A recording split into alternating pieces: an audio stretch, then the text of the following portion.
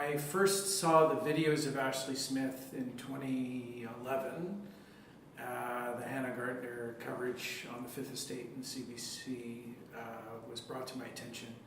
And in that video, I saw a teenager who reminded me of my students and my own kids. I'm a father of teenage sons, and I teach teenagers here at the University of Waterloo. And I think what I was seeing was a teenager who was distressed because of her mental health condition, and that was being responded to in the worst possible way. And I think every parent and every teacher has a kind of a feeling about that relationship when it goes really, really wrong. So I knew that this material was going to be relevant to the students that I teach. So beyond that sort of very personal connection that I found, I knew it would be relevant to my students. She died in Kitchener, the city that I live in, so for me it's a local issue.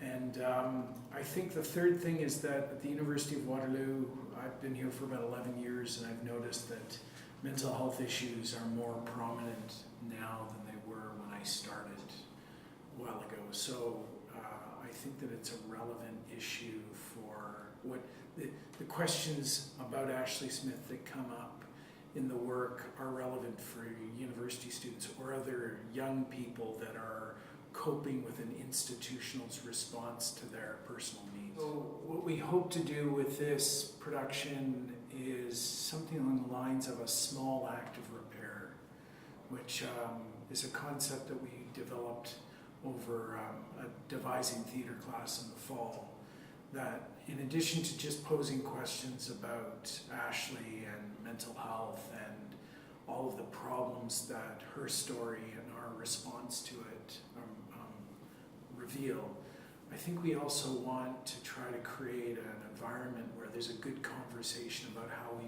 move forward. And that conversation stems from the performance that we're doing, but it also is connected to an exhibit that we're creating in a gallery space around the theater, and a symposium that we're holding on one of the evenings of the days of the performance, March 21st, where we're getting a number of people to join us in conversation and inquiry about mental health awareness on the university campus and in the Waterloo region. So what devised theater is? Devised theater is a way of creating theater that's not necessarily based on a script.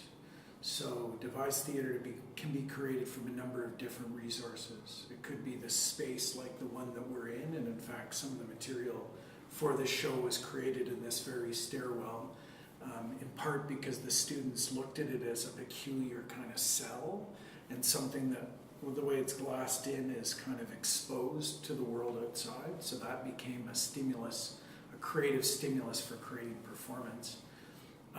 Or devised theater could be created from the body, or it could be created from other media or music, those kind of things.